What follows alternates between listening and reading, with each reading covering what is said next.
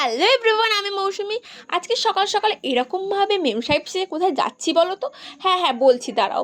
আজকে আমি গেছিলাম দক্ষিণেশ্বরে। কি ঘুরতে গেছিলাম? আরে একদমই না, আমার কোম্পানির আরোহণের একটা প্রোগ্রাম হয়, তো সেটারই ডান্স প্র্যাকটিস হচ্ছে আমাদের দক্ষিণেশ্বরে একজনের বাড়িতে।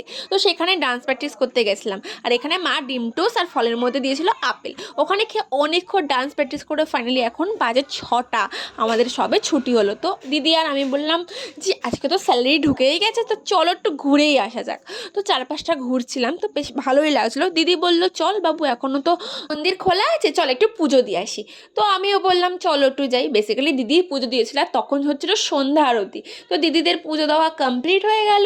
তারপরে এখন কটা বাজে জানো? এখন বাজে 7:45। এখন আমি মেট্রোতে উঠবো। অনেকক্ষণ ওয়েট করার পর ফাইনালি মেট্রো পেয়ে গেছি। আর এখানে দেখো স্যারও আমাকে নিতে চলে এসেছিলো। আর বাড়িতে এসে দেখি এ কী কাণ্ড, বাড়িতে আমার পিকনিক হচ্ছে না, আমি নিজেই জানি না। তো আজকের মতো এরকম টাটা।